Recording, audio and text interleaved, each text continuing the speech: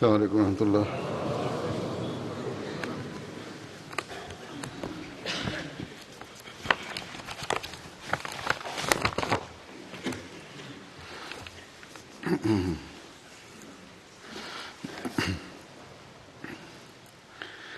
أشهد أن لا إله إلا الله وحده لا شريك له وأشهد أن محمدا عبده ورسوله أما بعد فأعوذ بالله من الشيطان الرجيم بسم الله الرحمن الرحيم الحمد لله رب العالمين الرحمن الرحيم مالك يوم الدين إياك نعبد وإياك نستعين اهدنا الصراط المستقيم صراط الذين أنعمت عليهم غير المغضوب عليهم ولا الضالين.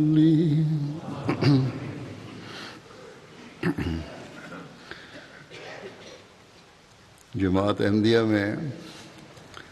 20 فروری کا دن پیش گوئی مسلم موت کے حوالے سے خاص طور پر یاد رکھا جاتا ہے، اور جماعتوں میں یوم مسلم موت کے حوالے سے جلسے بھی ہوتے ہیں. وہ میں اس بات کو پہلے بھی کئی جگہ وضاحت کر چکا ہوں، لیکن دوبارہ وضاحت کر دوں نئے آنے والوں اور بچوں کے لیے کہ یوم مسلم موعود حضرت خلیفۃ المسیح ثانی المسلم موعود کی پیدائش کی یاد میں نہیں منایا جاتا، بلکہ ایک پیش گوئی کے پورا ہونے کی یاد میں منایا جاتا ہے. ایسی پیش گوئی جو اسلام کی برتری اور سچائی ثابت کرنے کے لیے اللہ تعالیٰ کے الہام کے تحت حضرت مسیح موعود علیہ السلام نے کی تھی، جو حضرت مسلم موعود کی پیدائش سے 3 سال پہلے کی گئی تھی، جس میں ایک خادم اسلام موعود بیٹے کی پیدائش کی خبر تھی، جو دشمنوں کے لیے نشان کے طور پر پیش کی گئی تھی. بس کل 20 فروری تھی اور اس پیش گوئی کو 134 سال ہو گئے، اور 100 سال سے زائد عرصے سے یہ چمکتا ہوا نشان ہے. بہرحال جیسا کہ میں نے کہا، اس حوالے سے جماعتوں میں جلسے بھی ہوتے ہیں، اور پیش گوئی جو مختلف پہلو اور مختلف خصوصیات موعود بیٹے کے بارے میں اپنے اندر لیے ہوئے ہے، ان کے بارے میں کچھ حد تک بیان بھی ہوتا ہے جلسوں میں، لیکن 1-2 گھنٹے کے جلسے میں تمام نکات اور ان کی اہمیت اور ان کے پورا ہونے کی شان بیان نہیں ہو سکتی. بس جب جلسے میں اس کا پورا احاطہ نہیں ہو سکتا تو ایک خطبے میں اس کے مختلف پہلو بیان کرنا تو بالکل ناممکن ہے. اس لیے میں نے سوچا کہ وہ نکات جن کی تفصیلات حضرت مسلم موعود رضی اللہ عنہ نے خود بیان کی ہے، ان میں سے بعض حوالے بیان کر دوں. حضرت مسلم موعود نے جو بیان کیا ہے اسے پڑھنے اور سننے کا ایک اپنا ہی لطف اور احساس ہوتا ہے۔ بہرحال ان مختصر حوالوں سے بھی اندازہ ہو جاتا ہے کہ اس پیشگوئی کی وضاحت کی وسعت کتنی ہے اور کس شان سے یہ حضرت مسیح موعود علیہ الصلوۃ والسلام کے موعود بیٹے کی ذات میں پوری ہوئی۔ بہرحال اس سے پہلے میں حضرت مسیح موعود علیہ السلام کے الفاظ میں پیشگوئی کے الفاظ اور تفصیل بیان کرتا ہوں۔ حضرت مسیح موعود علیہ السلام اپنی پیشگوئیوں کا ذکر فرماتے ہوئے مخالفین کو یہ بتاتے ہوئے کہ کتنی کیا پیشگوئیاں ہیں، اور پیشگوئی مسلم موعود کے ضمن میں فرماتے ہیں کہ پہلی پیشگوئی بے الہام اللہ تعالی و علامہ ہی عز و جل، خدائے رحیم و کریم و برتر بزرگ و برتر نے جو ہر یک چیز پر قادر ہے، جل شانہ و عز اسمہ، مجھ کو اپنے الہام سے مخاطب کر کے فرمایا کہ میں تجھے ایک رحمت کا نشان دیتا ہوں، اسی کے موافق جو تو نے مجھ سے مانگا۔ سو میں نے تیری تضرعات کو سنا،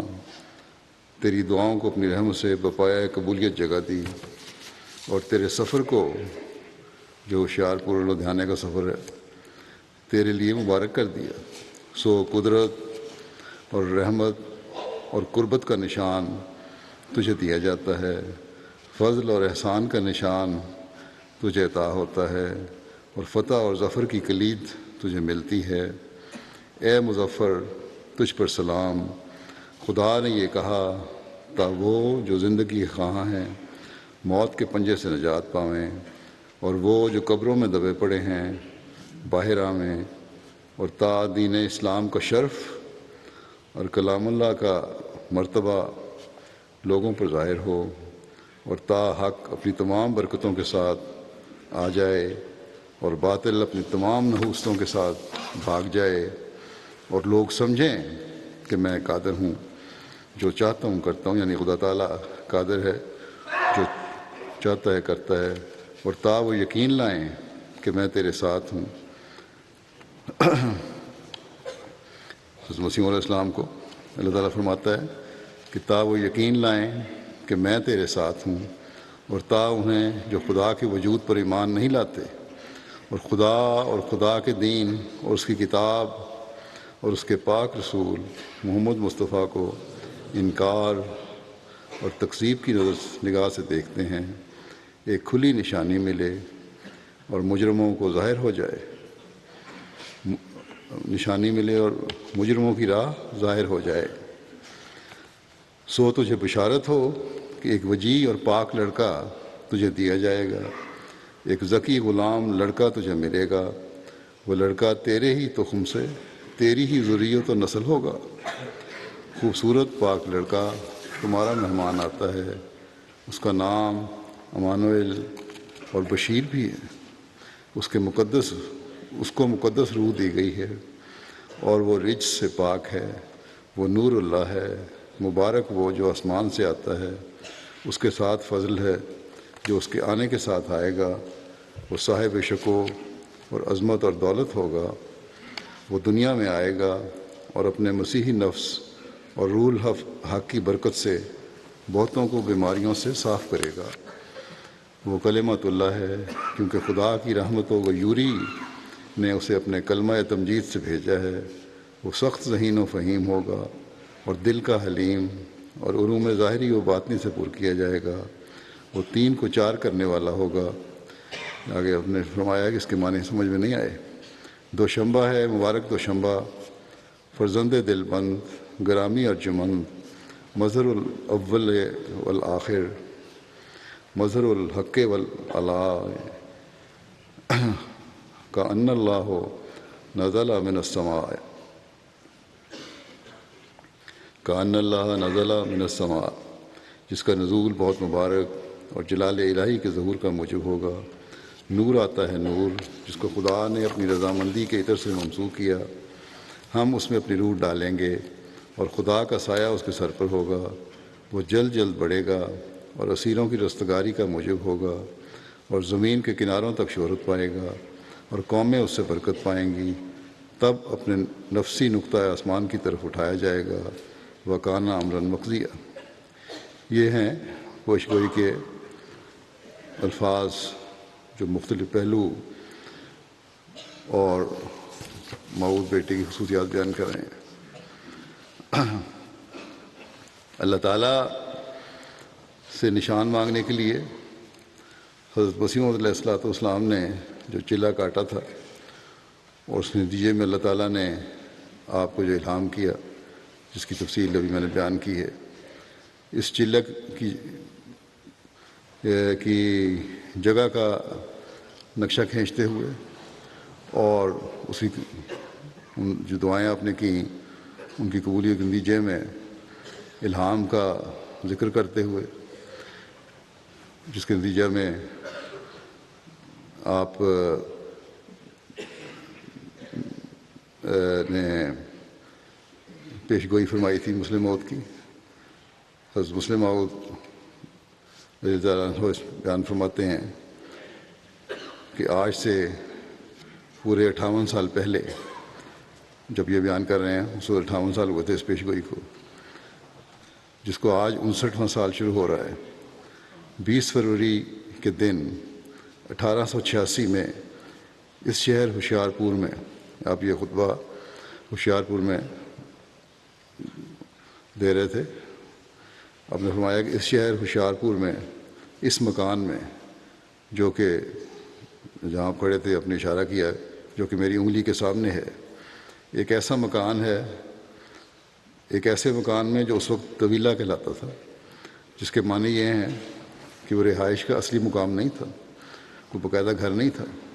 بلکہ ایک رئیس کے زائد مکانوں میں سے وہ ایک مکان تھا، جیسے ازدواج اقسیم نہ دی جاتی ہیں، جس میں شاید اتفاقی طور پر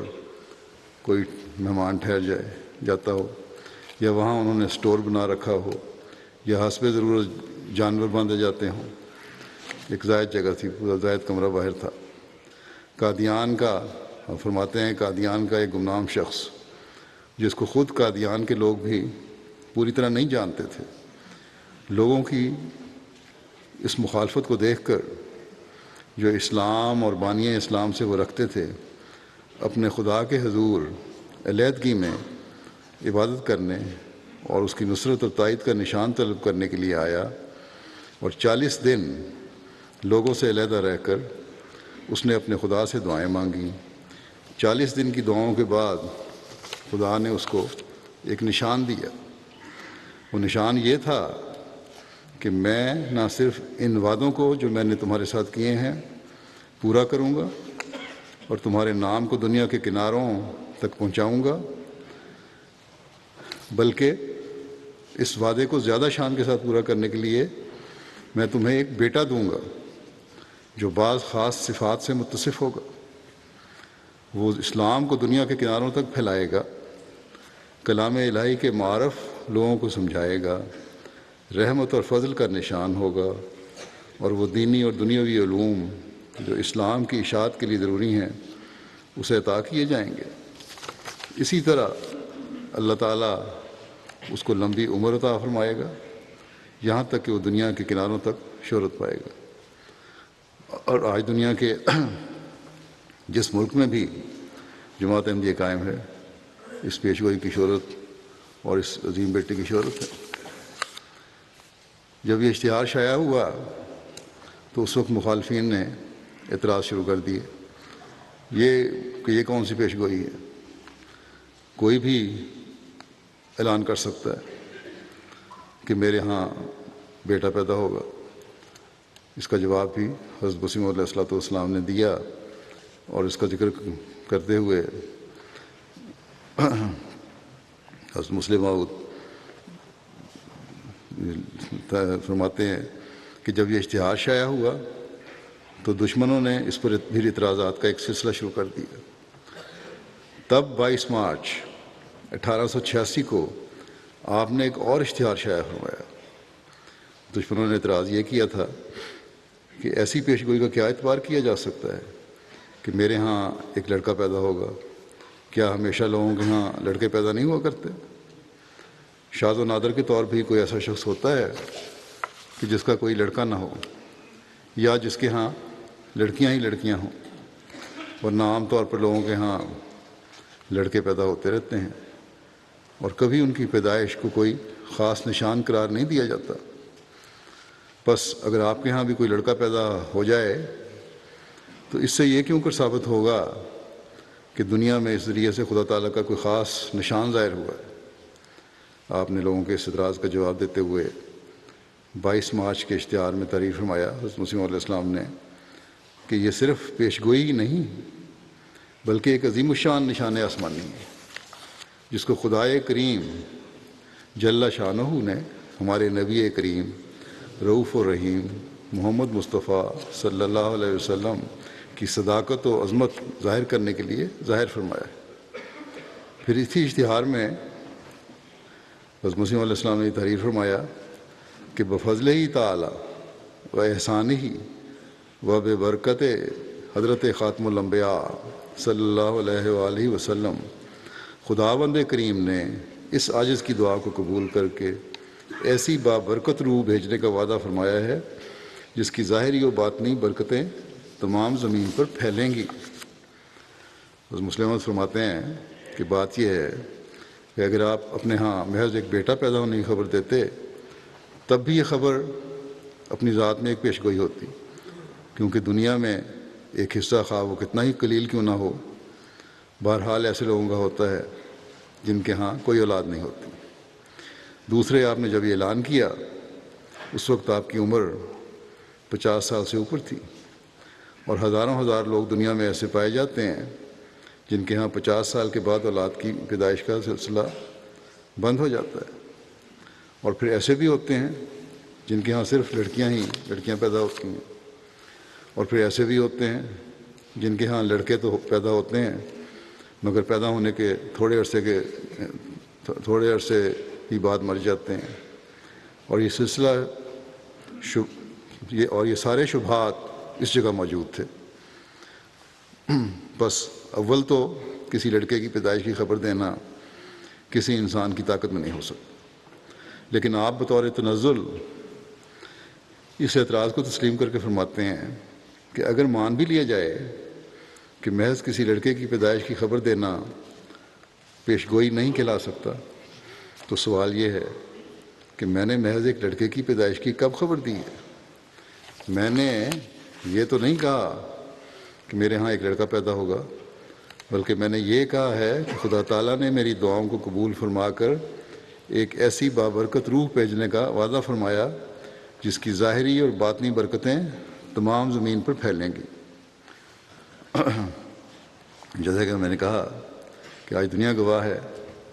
کہ اس موعود بیٹے نے دنیا کے کناروں تک شہرت پائی ہے، اور بیرون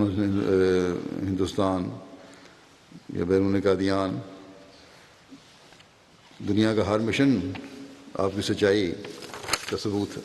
بہت سارے مشن دنیا میں بس مسلموں کے زمانے میں قائم ہوئے تھے، اور وہی سلسلہ اسی نظام کا سلسلہ آج تک چل رہا ہے۔ بعض لوگ یہ بھی اعتراض بعض لوگوں کا تھا کہ مسلم موعود بعد کے کسی عرصے میں پیدا ہونا، 100 سال بعد، 200 سال بعد یا 300 سال بعد۔ اس کی وضاحت کرتے ہوئے کہ کس وجہ سے حضرت مسیح موعود نے نشان مانگا تھا اور کیوں آپ کے زمانے میں پیدا ہونا نشان پورا ہونا چاہیے تھا، حضرت مسیح موعود فرماتے ہیں کہ بعض لوگ کہتے ہیں کہ مسلم موعود حضرت مسیح موعود علیہ السلام کی کسی آئندہ نسل سے 300-400 سال کے بعد آئے گا۔ وہاں بھی نسل کا ذکر ہے کہ آئندہ نسل سے 300-400 سال سے بعد آئے گا، موجودہ زمانے میں نہیں آ سکتا، مگر ان میں سے کوئی شخص خدا کا خوف نہیں کرتا کہ وہ پیش گوئی کے الفاظ کو دیکھے اور ان پر غور کرے۔ حضرت مسیح موعود علیہ السلام تو لکھتے ہیں کہ اس وقت اسلام پر اعتراض کیا جاتا ہے کہ اسلام اپنے اندر نشان نمائی کی کوئی طاقت نہیں رکھتا۔ چنانچہ پنڈت لیکھ رام اعتراض کر رہا تھا کہ اگر اسلام سچا ہے تو نشان دکھایا جائے، اندرمن اعتراض کر رہا تھا کہ اگر اسلام سچا ہے تو نشان دکھایا جائے. آپ اللہ تعالیٰ کے حضور جھکتے ہیں اور کہتے ہیں کہ اے خدا تو ایسا نشان دکھا جو ان نشان طلب کرنے والوں کو اسلام کا قائل کر دے. تو ایسا نشان دکھا جو اندرمن مراد آبادی وغیرہ کو اسلام کا قائل کر دے. اور یہ معترض ہمیں بتاتے ہیں، آپ فرماتے ہیں کہ یہ اعتراض کرنے والے کہتے ہیں، یہ معترض ہمیں بتاتے ہیں کہ جب حضرت مسیح موعود علیہ الصلوۃ والسلام نے اللہ تعالیٰ کے حضور یہ دعا کی تو خدا نے آپ کو یہ خبر دی کہ آج سے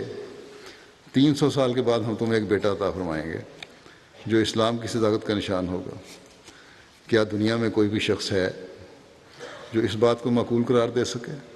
انتہائی نامعقول بات ہے. یہ تو ایسی بات ہے جیسے کوئی شخص سخت پیاسا ہو اور کسی شخص کے دروازے پر جائے اور کہے بھائی مجھے سخت پیاس لگی ہوئی ہے، خدا کے لیے مجھے پانی پلاؤ، اور وہ آگے سے جواب دے گھر والا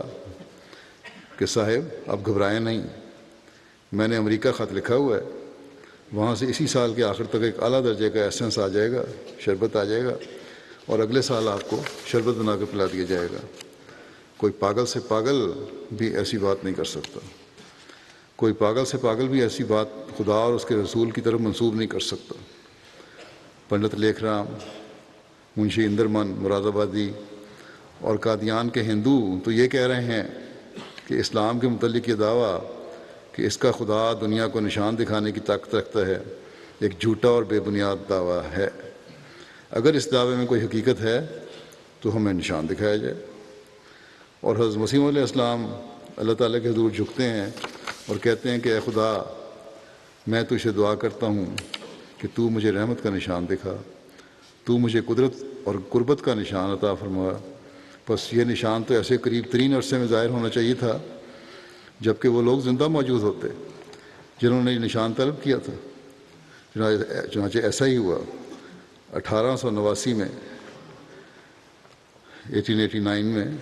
جب میری پیدائش اللہ تعالیٰ کی پیشگوئی کے متحد ہوئی تو وہ لوگ زندہ موجود تھے جنہوں نے حضرت مسیح علیہ السلام سے نشان مانگا تھا. پھر جوں جوں میں بڑا اللہ تعالیٰ کے نشانات زیادہ سے زیادہ ظاہر ہوتے چلے گئے.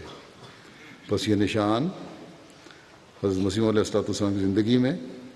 اور ان لوگوں کی زندگی میں جو اسلام پر اعتراض کرتے تھے ظاہر ہونا ضروری تھا، جنہوں نے نشان مانگا تھا اور یہ ظاہر ہوا. یہ بھی بڑی اہم بات ہے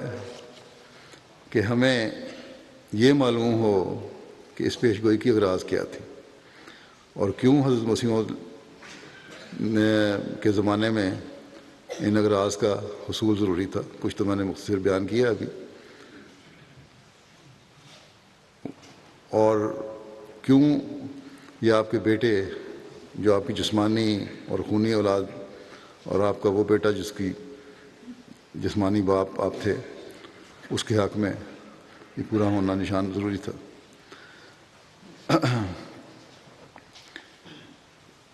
ایک جگہ بہرحال اغراض کا ذکر کرتے ہوئے آپ فرماتے ہیں کہ حضرت مسیح علیہ الصلوۃ والسلام اپنے 20 فروری 1886 کے اشتہار میں ذکر فرماتے ہیں کہ اللہ تعالیٰ نے مجھ پر یہ ظاہر فرمایا ہے کہ یہ پیشگوئی جو دنیا کے سامنے کی گئی اس کی کئی اغراض ہیں.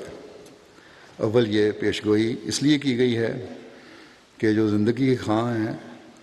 موت سے نجات پائیں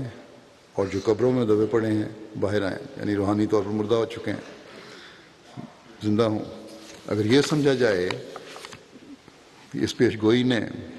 400 سال کے بعد پورا ہونا ہے، مزید عطا فرما رہے ہیں، تو اس کے معنی یہ بنیں گے کہ میں نے یہ پیشگوئی اس لیے کی ہے کہ جو آج زندگی کے خواہاں ہیں وہ بے شک مرے رہیں، 400 سال کے بعد ان کو زندہ کر دیا جائے گا. یہ فکرہ بالبداہت باطل اور غلط ہے. آپ فرماتے ہیں چلا اس لیے کیا گیا ہے تاکہ وہ لوگ جو دین اسلام سے منکر ہیں ان کے سامنے خدا تعالیٰ کا ایک زندہ نشان ظاہر ہو، اور جو رسول کریم صلی اللہ علیہ وسلم کی کرامت کا انکار کر رہے ہیں ان کو ایک تازہ اور زبردست ثبوت اس بات کا مل جائے کہ اب بھی خدا تعالیٰ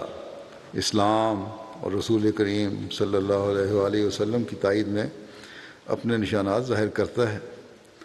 وہ الہامی الفاظ جو اس پیش گوئی کی غرض و غایت پر روشنی ڈالتے ہیں یہ ہیں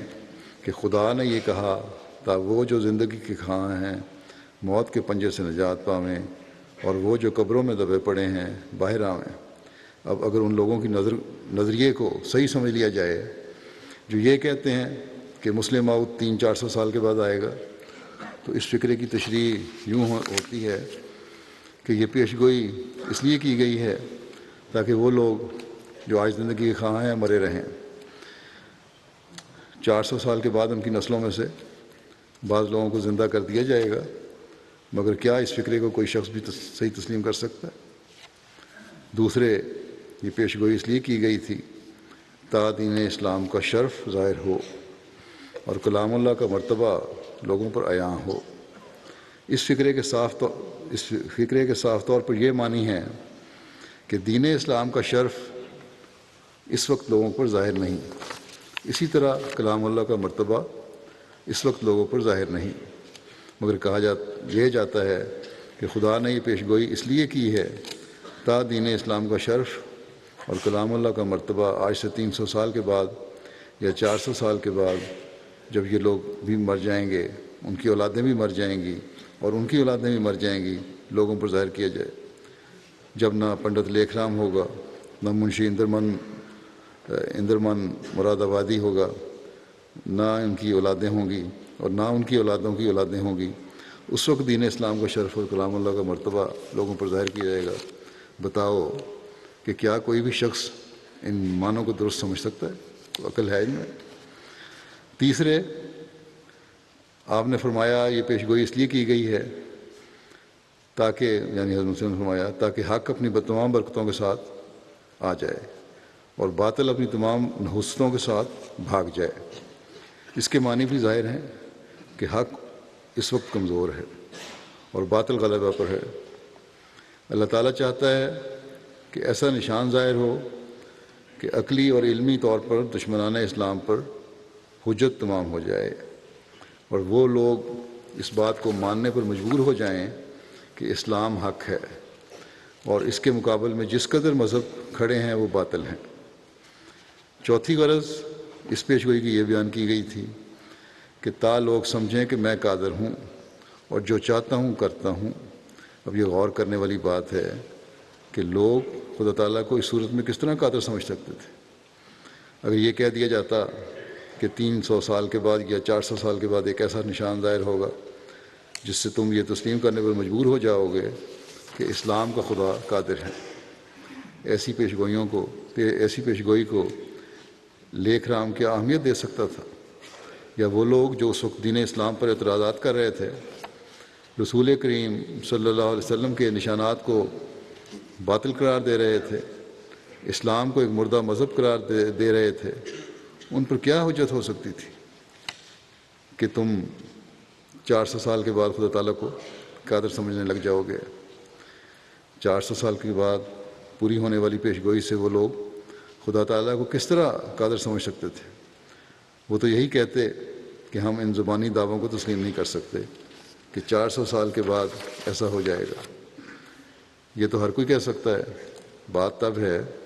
کہ ہمارے سامنے نشان دکھایا جائے اور اسلام کے خدا کا قادر ہونا ثابت کیا جائے۔ بس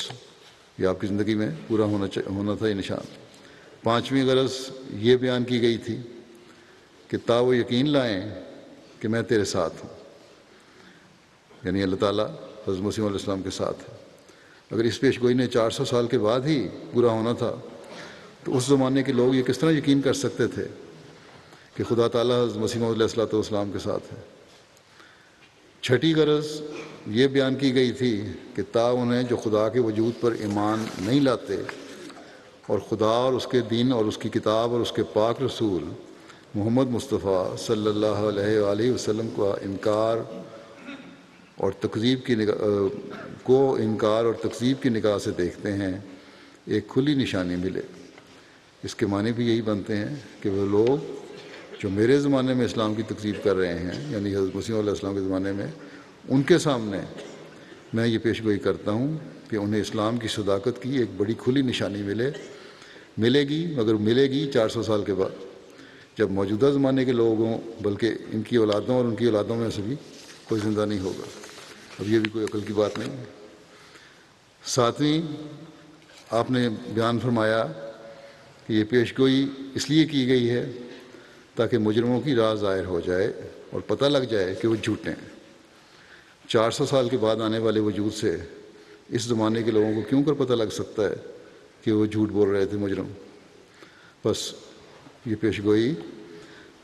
حضرت مسیح موعود علیہ الصلوۃ والسلام کی اپنی اولاد میں سے تھی، اور جیسا کہ پیشگوئی کے الفاظ ہیں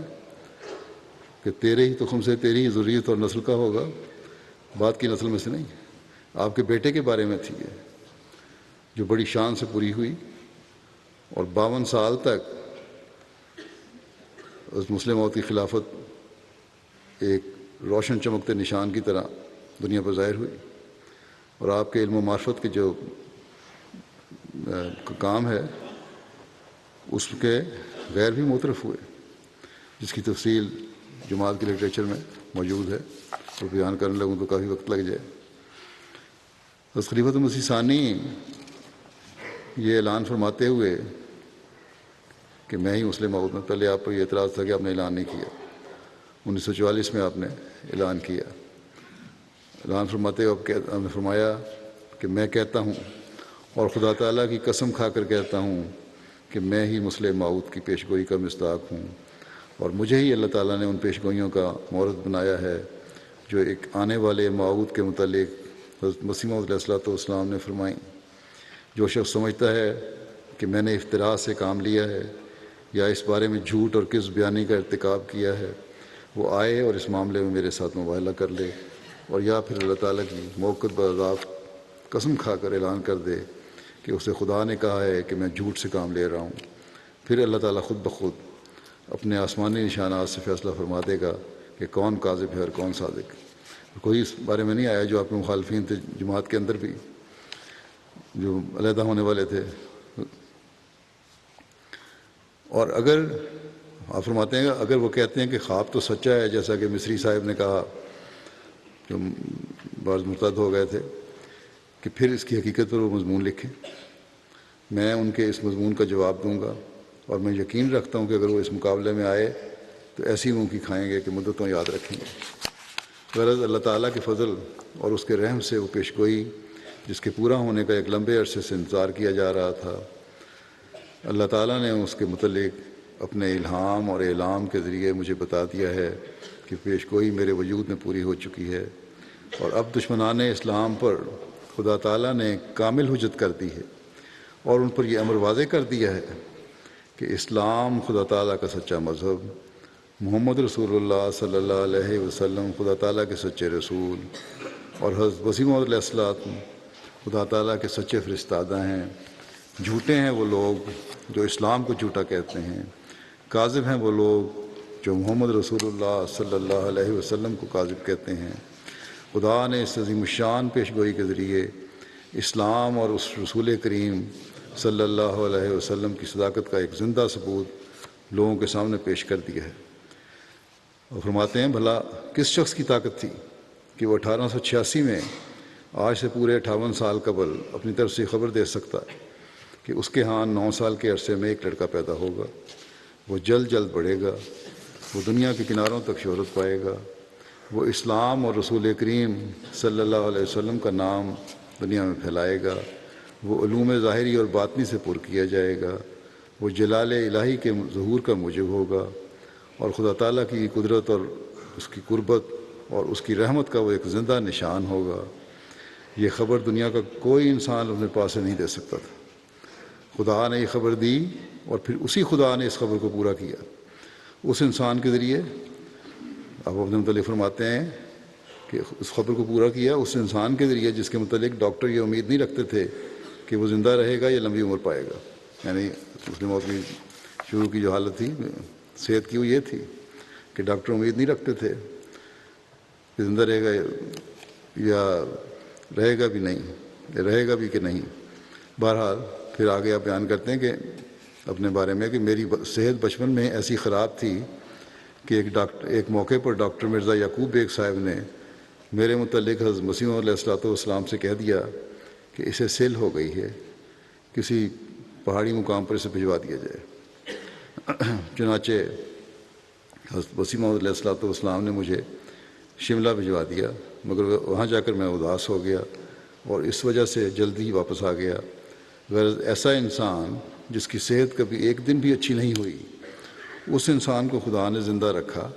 اور اس لیے زندہ رکھا کہ اس کے ذریعے اپنی پیشگوئیوں کو پورا کرے اور اسلام اور احمدیت کی صداقت کا ثبوت لوگوں کے سامنے مہیا کرے۔ پھر وہ شخص تھا جسے علوم ظاہری میں سے کوئی علم حاصل نہیں تھا، مگر خدا نے اپنے فضل سے فرشتوں کو میری تعلیم کے لیے بھجوایا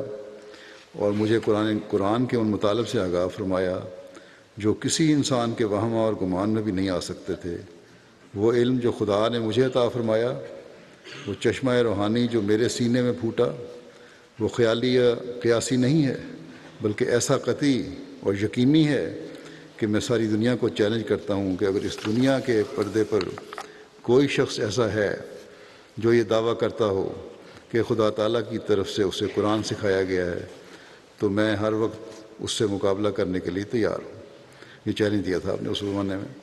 لیکن آپ فرماتے ہیں لیکن میں جانتا ہوں آج دنیا کے پردے پر سوائے میرے اور کوئی شخص نہیں جسے خدا کی طرف سے قرآن کریم کا علم عطا فرمایا گیا ہو۔ خدا نے مجھے علم قرآن بخشا ہے اور اس زمانے میں اس نے قرآن سکھانے کے لیے مجھے دنیا کا استاد مقرر کیا ہے۔ خدا نے مجھے اس غرض کے لیے کھڑا کیا ہے کہ میں محمد رسول اللہ صلی اللہ علیہ وسلم اور قرآن کریم کے نام کو دنیا کے کناروں تک پہنچاؤں اور اسلام کے مقابلے میں دنیا کے تمام باطل ادیان کو ہمیشہ کی شکست دے دوں۔ دنیا زور لگا لے،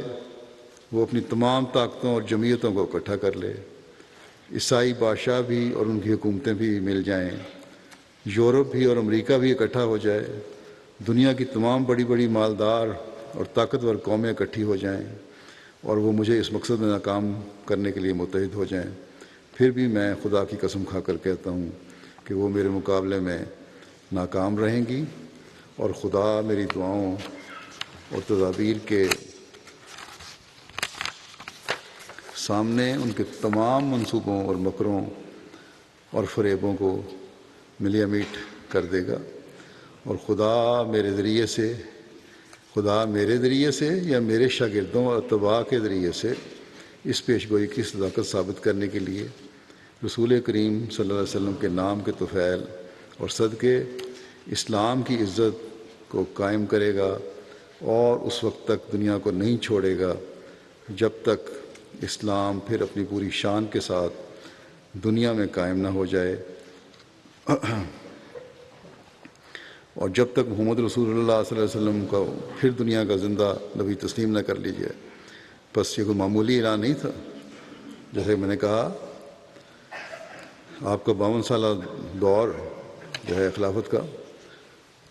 اور اس کا ہر دن جو ہے اس کی شان کو ظاہر کر رہا ہے۔ پھر آپ فرماتے ہیں کہ اے میرے دوستو، میں اپنے لیے کسی عزت کا خواہاں نہیں، نہ جب تک خدا تعالیٰ مجھ پر ظاہر کرے کسی مزید عمر کا امیدوار ہوں۔ یہ بھی نہیں کہتا مزید عمر ملے، ہاں خدا تعالیٰ کے فضل کا میں امیدوار ہوں، اور میں کامل یقین رکھتا ہوں کہ رسول کریم صلی اللہ علیہ وسلم اور اسلام کی عزت کے قیام میں اور دوبارہ اسلام کو اپنے پاؤں پر کھڑا کرنے اور مسیحیت کے کچلنے میں میرے گزشتہ یا آئندہ کاموں کا انشاءاللہ بہت کچھ حصہ ہوگا، اور وہ ایڑیاں جو شیطان کا سر کچلیں گی اور مسیحیت کا خاتمہ کریں گی، ان میں سے ایک ایڑی میری بھی ہوگی انشاءاللہ تعالی۔ آپ نے فرمایا، میں اس سچائی کو نہایت کھلے طور پر ساری دنیا کے سامنے پیش کرتا ہوں۔ یہ آواز وہ ہے جو زمین و آسمان کے خدا کی آواز ہے، یہ مشیت وہ ہے جو زمین و آسمان کے خدا کی مشیت ہے۔ یہ سچائی نہیں ٹلے گی، نہیں ٹلے گی اور نہیں ٹلے گی۔ اسلام دنیا پر غالب آ کر رہے گا انشاءاللہ تعالی، مسیحیت دنیا میں مغلوب ہو کر رہے گی۔ اب کوئی سہارا نہیں جو عیسائیت کو میرے حملوں سے بچا سکے۔ خدا میرے ہاتھ سے اس کو شکست دے گا، اور یا تو میری زندگی میں ہی اس کو اس طرح کچل کر رکھ دے گا کہ وہ سر اٹھانے کی بھی تاب نہیں رکھے گی، اور یا پھر میرے بوئے ہوئے بیج سے وہ درخت پیدا ہوں گے جس کے سامنے عیسائیت خشک جھاڑی کی طرح مرجھا کر رہ جائے گی، اور دنیا میں چاروں طرف اسلام اور احمدیت کا جھنڈا انتہائی بلندیوں پر اترتا ہوا دکھائی دے گا۔ آپ فرماتے ہیں کہ میں اس موقع پر جہاں آپ لوگوں کو یہ بشارت دیتا ہوں کہ خدا تعالیٰ نے آپ کے سامنے حضرت مسیح موعود علیہ الصلوۃ والسلام کی اس پیش گوئی کو پورا کر دیا جو مسلم موعود کے ساتھ تعلق رکھتی تھی، وہاں میں آپ لوگوں کو ان ذمہ داریوں کی طرف بھی توجہ دلاتا ہوں، اور یہ ذمہ داریاں آج بھی ہماری ہیں جو آپ لوگوں پر عائد ہوتی ہیں۔ آپ لوگ جو میرے اس اعلان کے مصدق ہیں، جو تصدیق کر رہے ہیں کہ میں مسلم موعود ہوں، میں آپ کا اولین فرض یہ ہے کہ اپنے اندر تبدیلی پیدا کریں اور اپنے خون کا آخری قطرہ تک اسلام اور احمدیت کی فتح اور کامیابی کے لیے بہانے کے لیے تیار ہو جائیں۔ بے شک آپ لوگ خوش ہو سکتے ہیں، پیش گوئی کا اظہار کرنے کی خوشی کی جاتی ہے، آپ خوش ہو سکتے ہیں کہ خدا نے اس پیش گوئی کو پورا کیا، بلکہ میں کہتا ہوں کہ آپ کو یقیناً خوش ہونا چاہیے، کیونکہ حضرت مسیح موعود علیہ الصلوۃ والسلام نے خود لکھا ہے کہ تم خوش ہو اور خوشی سے اچھلو اس پیش گوئی کے بعد۔ اس کے بعد آپ فرمایا خوشی سے اچھلو کہ اس کے بعد اب روشنی آئے گی۔ اس نے فرمایا بس میں تمہیں خوش ہونے سے نہیں روکتا، میں تمہیں اچھلنے کودنے سے نہیں روکتا، بے شک تم خوشیاں مناؤ اور خوشی سے اچھلو اور کودو، لیکن میں کہتا ہوں کہ اس خوشی اور اچھل کود میں تم اپنی ذمہ داریوں کو فراموش مت کرو۔ جس طرح خدا نے مجھے رویا میں دکھایا تھا کہ میں تیزی کے ساتھ بھاگتا چلا جا رہا ہوں اور زمین میرے پیروں کے نیچے سمٹتی جا رہی ہے، اسی طرح اللہ تعالیٰ نے الہاماً میرے متعلق یہ خبر دی ہے کہ میں جلد جلد بڑھوں گا۔ بس میرے لیے یہی مقدر ہے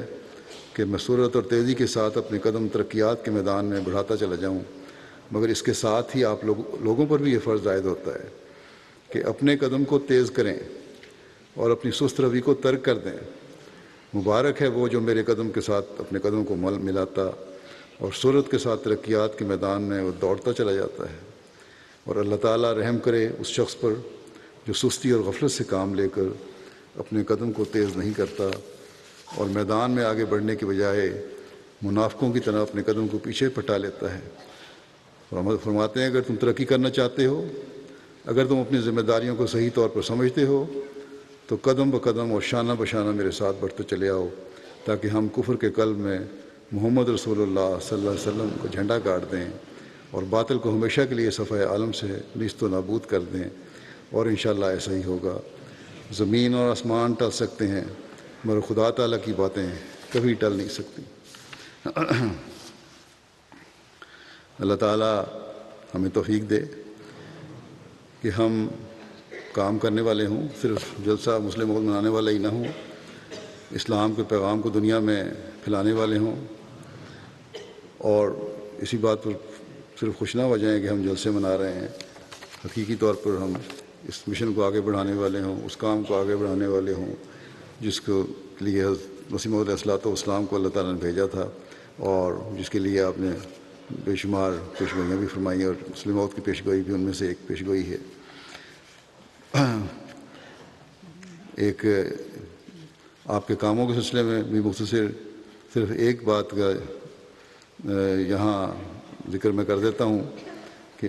پیشگوئی میں الفاظ ہیں کہ علوم ظاہری و باطنی سے پر کیے جائے گا، اور اس کی ایک جھلک جو ہے جو آپ کے کام ہیں ان کی میں بتا دیتا ہوں آپ کو۔ حضرت مسلم موعود رضی اللہ عنہ کی کتب، لیکچرز اور تقاریر کا مجموعہ انوار العلوم کے نام سے شائع ہو رہا ہے۔ بہت ساری جلدیں شائع ہو چکی ہیں، جو اردو پڑھنا جانتے ہیں ان کو پڑھنا چاہیے، ویسے بعض کتابوں کے انگریزی ترجمے بھی ہو رہے ہیں۔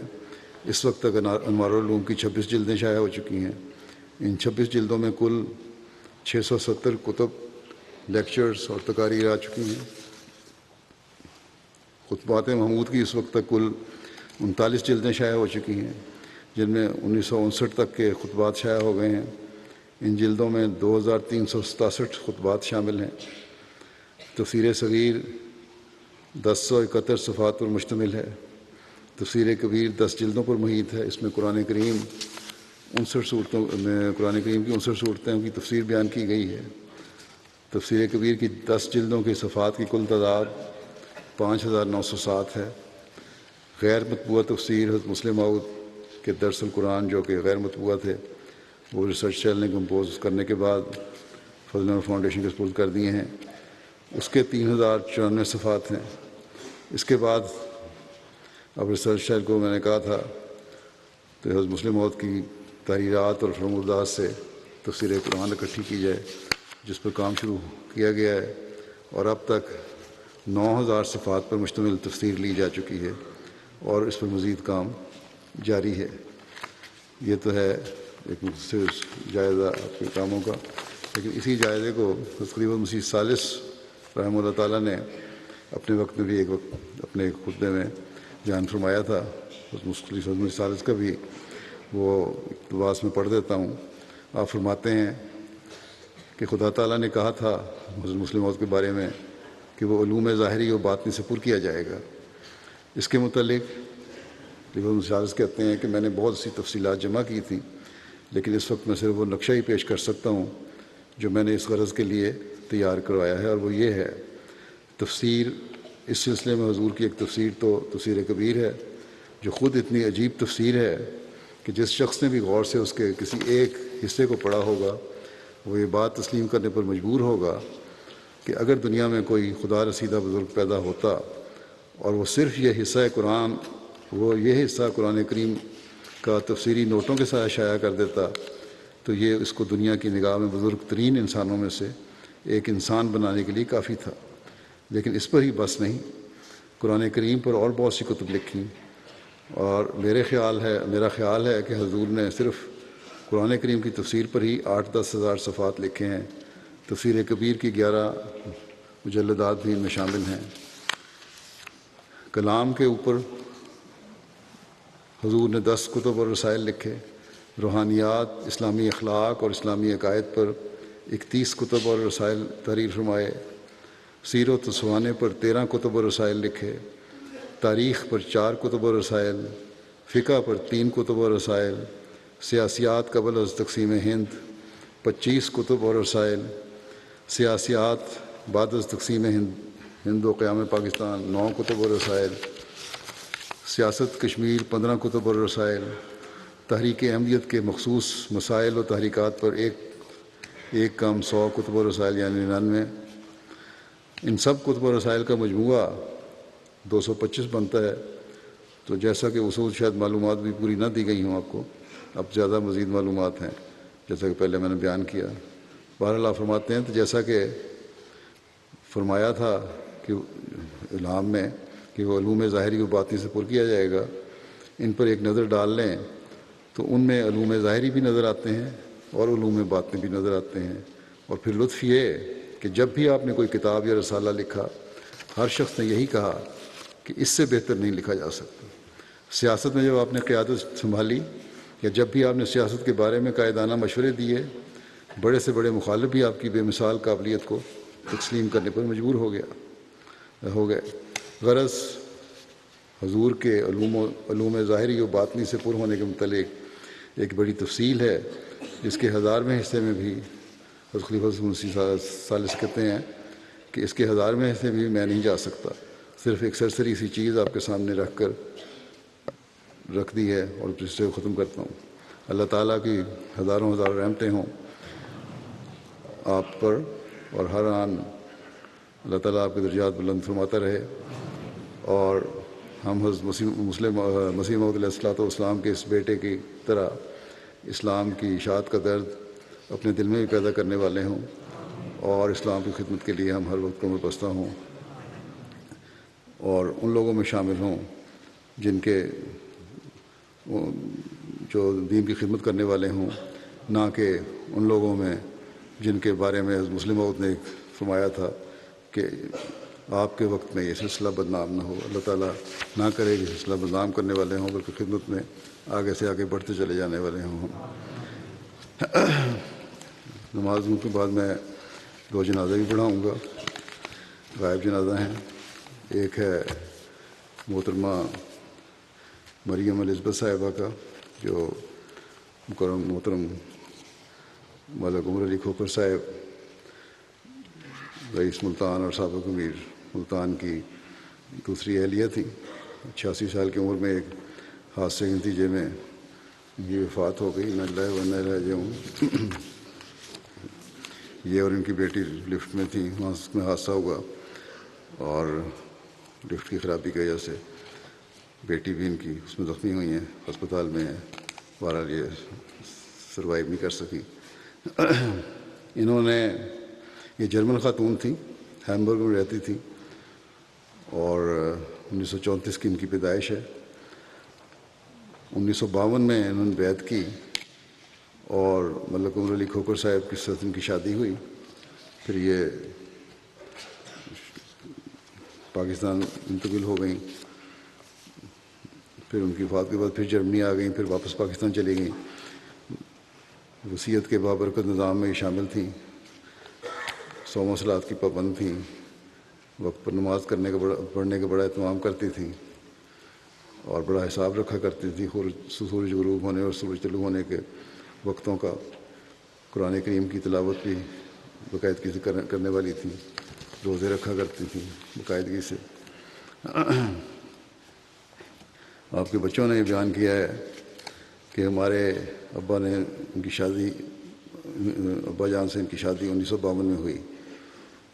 اس وقت کے مربی سلسلہ جرمنی مکرم عبداللطیف صاحب نے بیعت کروا کر نکاح پڑھایا. شادی کے بعد پاکستان آ گئیں اور بچے کہتے ہیں پھر ہماری والدہ جو پہلی والدہ تھیں, اہلیہ تھیں مکرم عمر علی صاحب کی, سیدہ بیگم صاحبہ جو حضرت میر محمد اسحاق صاحب کی بیٹی تھیں, وہ سارے ان کے ساتھ مل کے رہنے لگی اور اپنی بڑی جو تھیں ملک صاحب کی بڑی اہلیہ سیدہ بیگم صاحبہ, ان کا بڑا احترام کیا کرتی تھی. پاکستان آگے انہوں نے نماز اور قرآن کریم پڑھنا شروع کیا. اس کے لیے ان کے لیے پڑھانے والے کا انتظام کیا گیا اور سب سے پہلے انہوں نے جو کتاب پڑھی حضرت مسیح علیہ السلام کی, وہ اسلامی اصول کی فلسفی تھی. پاکستان رہنے کی وجہ سے ان کو اردو اور سرائیکی زبان بھی کچھ بول بھی لیتی تھیں اور سمجھتی بھی ٹھیک طرح تھیں. ان کے 2 بچے تھے, ایک بیٹا اور ایک بیٹی. جب ان کی شادیوں کا فیصلہ کا وقت آیا تو جو ملک صاحب کی بڑی اہلیہ تھیں سیدہ بیگم صاحبہ, ان پہ فیصلہ چھوڑا کہ آپ جہاں بہتر سمجھتی ہیں ان کی شادیاں کر دیں جو رشتے بہتر ہوں. ان کے بچوں سے ایک بیٹا ہے طارق علی اور بیٹی ہیں طاہرہ. اللہ تعالیٰ مرحومہ سے مغفرت رحم کا سلوک فرمائے, راضی فرمائے. دوسرا جنازہ ہے عزیزم جاہد فارس احمد کا, جو 12 سال کی عمر میں وفات پا گیا. انا للہ و انا الیہ راجعون. یہ طارق نوری اور عطیت العزیز خدیجہ کا بیٹا تھا اور عزیزم جاہد کے نانا فاروق احمد خان ہیں جو حضرت عبدالحفیظ بیگم صاحبہ کے پوتے ہیں, سب سے بڑے پوتے. انہوں نے بھی لکھا ہے اور بہت سارے لوگوں نے بھی مجھے لکھا, ان کے ساتھی جو تھے لڑکے, کہ بڑی نمایاں خصوصیات کا حامل بچہ تھا. یہ انتہائی سلجھا ہوا, خلافت کے ساتھ گہری محبت رکھنے والا, اور مجھے باقاعدگی سے یہ خط لکھا کرتا تھا. ہمیشہ امتحان ہوئے ہیں, یہ دوسری باتیں ہوئیں, مجھے ہمیشہ خط لکھا. اپنے احمدی ہونے پر وہاں فخر تھا اور پاکستان میں احمدی ہونا, اسکول میں بھی بتانا بڑی بات ہے یہ. اور خطبات باقاعدہ سنا کرتا تھا. یہ وقف نو تھا, کلاسز میں بھی شامل ہونے والا تھا. اپنی عمر کے لحاظ سے وقف نو کا نصاب بھی اس کو سارا یاد تھا. سیدھا حضرت مسیح علیہ السلام کا بھی یاد کر رہا تھا. جماعتی چندوں میں طریقہ جدید وقف جدید میں جو اس پہ لاگو تھے ان میں باقاعدگی سے حصہ لیتا تھا خود ہی. نماز سینٹر میں باقاعدگی سے نماز پڑھنے جانا, باجماعت نماز کی طرف توجہ, فجر کے بعد باقاعدگی سے تلاوت کیا کرتا تھا. اور اس کے ساتھیوں نے بھی لکھا کہ بڑی اچھی آواز تھی اس کی. 7ویں جماعت کا طالب علم تھا اور جنریٹر میں گھر میں آگ لگنے کی وجہ سے اس کو بھی آگ لگی اور زخمی ہوا. ٹھیک ہو رہا تھا لیکن ڈاکٹروں نے یہی بتایا پہلے کہ ٹھیک ہو رہا ہے، زخم مندمل ہو رہے ہیں، لیکن پھر کوئی انفیکشن زیادہ بڑھ گئی ہے، ہسپتال کی انسپیکشن ہوئی ہے، کیا وجہ، بہرحال اس وجہ سے پھر باقی اعضاء پر بھی اثر ہونا شروع ہوا انفیکشن کی وجہ سے، اور پھر یہ ہسپتال میں یہ اس کی وفات ہو گئی۔ اللہ تعالیٰ مرحوم سے بچہ ہے، یقیناً بچے اس ملک کے معصوم بچے ہیں، جنتی تو ہوتے ہیں، اللہ تعالیٰ اس کو اپنے پیاروں کی قربت میں جگہ دے۔ اور اس کی ماں نے ہی اس کو پالا ہے، باپ نے تو کبھی زندگی بھر نہیں پوچھا، علیحدہ ہو گیا تھا، اور ماں اور نانا نانی اس کو پالتے رہے ہیں۔ اللہ تعالیٰ ان کو بھی صبر و حوصلہ دے، اور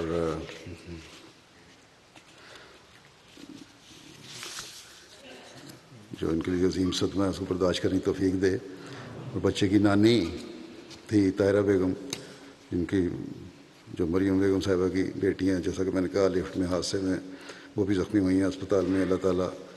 ان کو بھی صحت و سلامتی والی زندگی عطا فرمائے، اور ان کو اپنے بچوں کی آئندہ بچوں ہمیشہ خوشیاں دکھائے۔ ان کے ایک لڑکے نے لکھا کہ جاہد کی ایک اچھی عادت یہ تھی کہ بیماری کی حالت میں جو ہسپتال میں تھا تو اس کا ان کی جاہد کی جو والدہ ہیں اس کے کزن طارق علی کھوکر کے بیٹا کہتا ہے کہ میں وہاں سے ہسپتال میں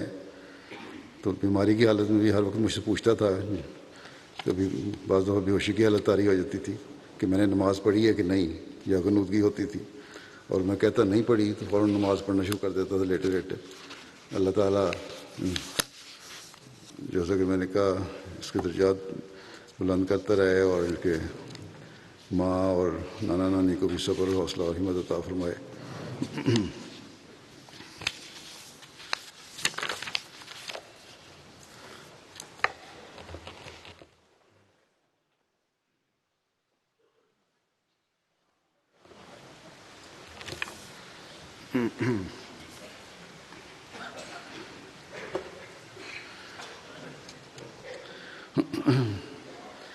الحمد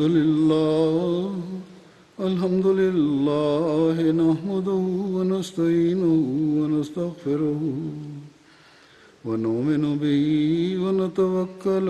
عليه ونعوذ بالله من شرور أنفسنا ومن سيئات أعمالنا، من يهده الله فلا مضل له ومن يضلل فلا هادي له، ونشهد أن لا إله إلا الله ونشهد أن محمدا عبده ورسوله۔ عباد الله رحمكم الله، إن الله يأمر بالعدل والإحسان وإيتاء ذي القربى وينهى عن الفحشاء والمنكر والبغي يعظكم لعلكم تذكرون۔ اذكروا الله يذكركم وادعوه يستجب لكم، ولذكر الله أكبر۔